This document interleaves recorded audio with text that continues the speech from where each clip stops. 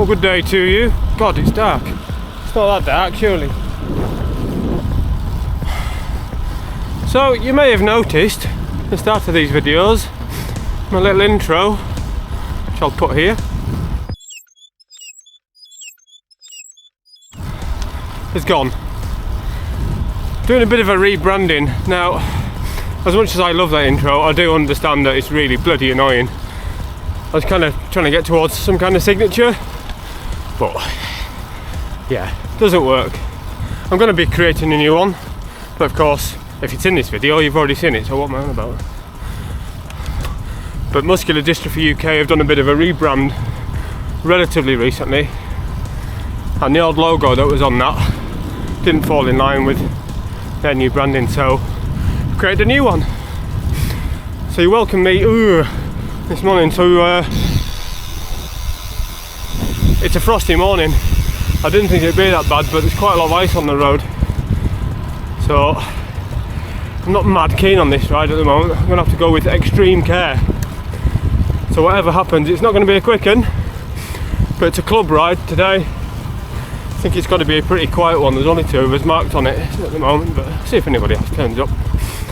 But yeah, not mad keen on this because I'm on the TCR and I don't want to throw that into the scenery, but I'm going to try something different so you can record the downhills. I've put my GoPro on the bike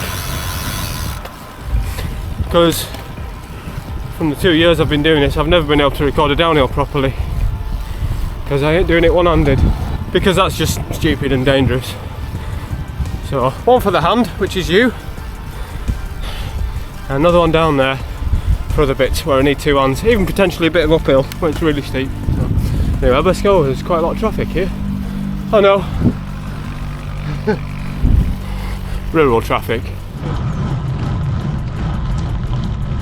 So today's all about, yeah, like I say, a nice steady ride. Zone 2.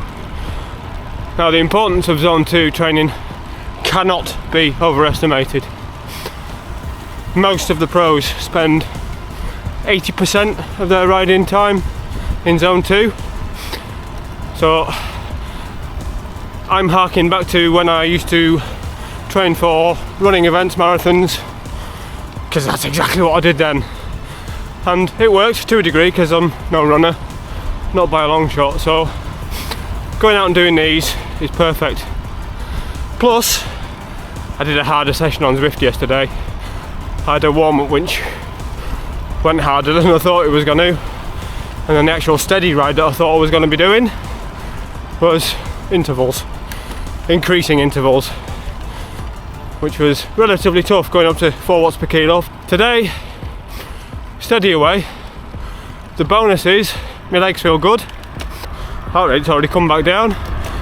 For reference, my endurance heart rate, well, I think it now should be 141, but I stick with 143 because I'm getting fitter. If any of you follow me on social media, you'll have seen put up a table. I spoke about this in a video last month or earlier this year. It's basically a graph that's plotted my power divided by my heart rate, going by average power and average heart rate for every ride I do, whether that be indoor, outdoor, flat, hilly, whatever, doesn't matter, regardless of length also. And it's very, very simple. If average power goes up for the same heart rate, the number gets bigger, or indeed average heart rate gets lower for the same power figure, final number goes up. And as you'll see by the graph, I put a trend line on there, and that's going up, which means in basic terms I'm getting fitter. If your average heart rate is coming down for the same amount of work you're doing, that can only mean one thing. Oh, absolutely bloody lovely today. Look at this day today. Oh, as frosty as it is, and I'm coming to a downhill, it's beautiful.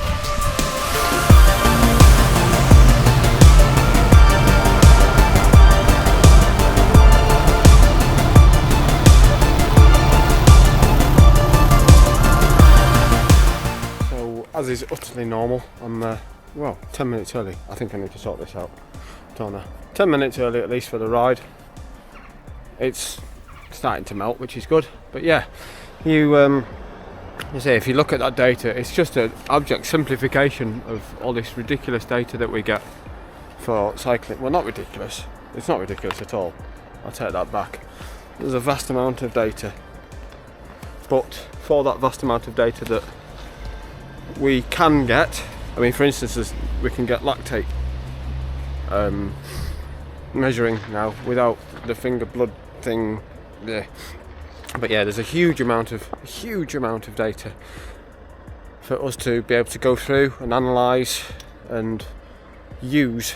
But let's be honest, a lot of it, especially the really minute details or the very specialist details, are for the pros.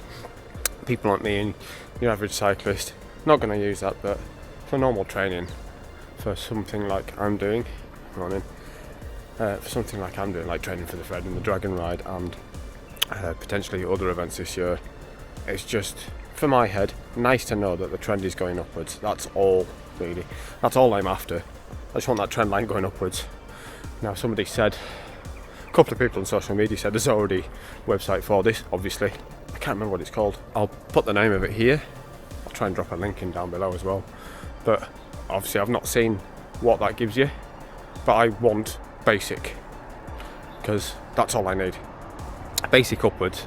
Obviously for all this zone 2 training I'm doing, yes, I'm doing intervals, I'm doing hills, windy pops, which naturally increases the heart rate, but then again it increases the power output. So for me it's a perfect metric, and it teaches me, like I did last year, what my power levels are at a certain gradient or a certain heart rate. So I know, like last year I was climbing at 300 watts, keeping my heart rate around 159, 160. I'm going to try and bump that up 10 watts, maybe 15 watts this year, so I can climb a bit quicker, which obviously is the aim for getting a quicker time on these sportives. Another thing I will be doing, obviously not now, is increasing the length of my rides, because I potentially got a 24-hour event coming up in the summer, and as fit as I think I should be for the Fred and for the Dragon Ride, they are single day events, but they're not huge endurance events, because as I've said before, I'm looking into Audaxes. What better way to start that than do a 24-hour event potentially around a track? But I'm not 100% on doing that yet, so we'll see, I don't know.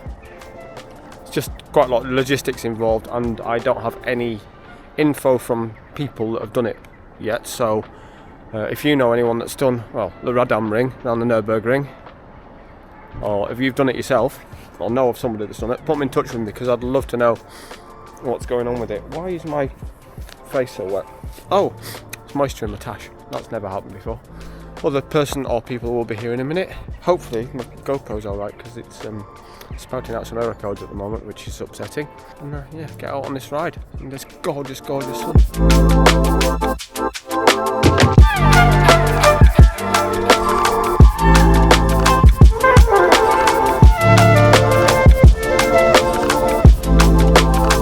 Some days it just gets colder and colder.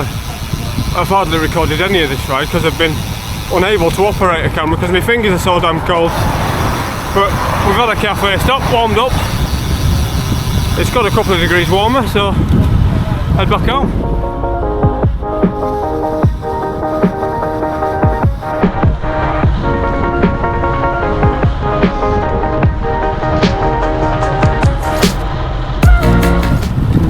Do a sprint at the end of this one.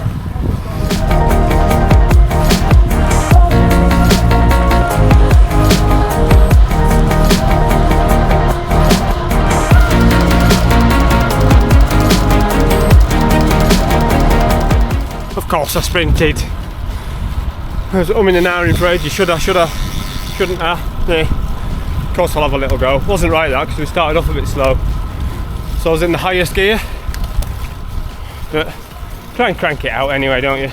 So obviously with all this data and what have you, simplified, there's always the flip side that if you're not training for anything, you don't care, none of it actually matters. It doesn't matter at all. Just get out and enjoy cycling.